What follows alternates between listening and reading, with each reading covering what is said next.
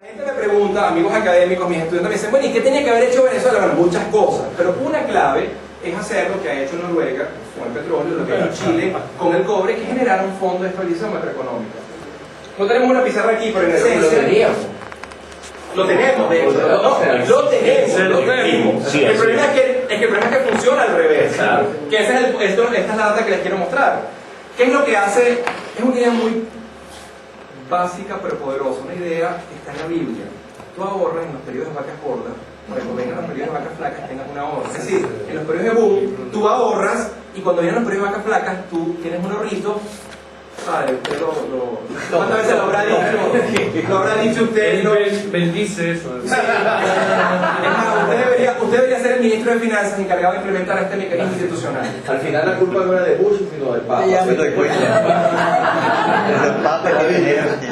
Entonces esa idea es muy simple pero muy poderosa. Y entonces tú, generando ese mecanismo de estabilización, logras estabilizar tu ingreso y con la estabilización de tu ingreso logras estabilizar tu política fiscal, tu política macroeconómica y logras estabilizar la vida de tus venezolanos. Evitas que tu economía sea una economía de montaña rusa.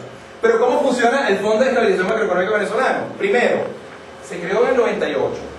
Esto que está aquí es lo que ahorró el fondo en línea amarilla y lo rojo es el precio del petróleo. ¿Cuál es el precio del petróleo en el 98?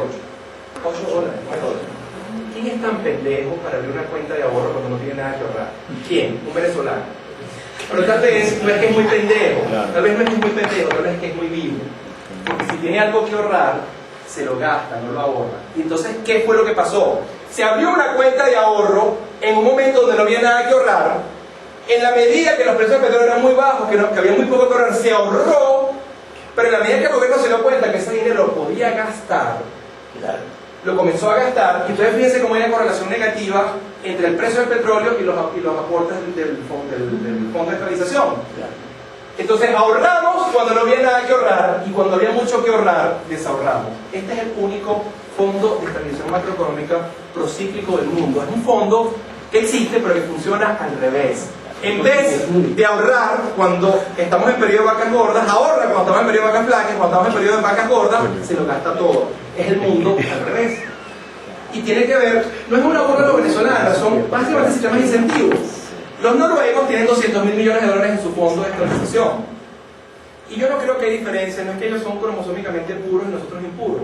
Simplemente que hay mecanismos institucionales que alinean los incentivos de los individuos, en el caso noruego, y en Venezuela no hemos podido hacerlo.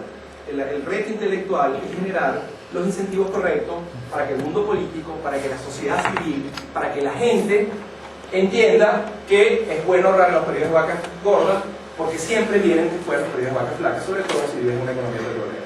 Pero Venezuela, al menos hasta ahora, es el mundo al revés. El único fondo de estabilización del mundo que es procíclico y no anticíclico, como la teoría lo predice.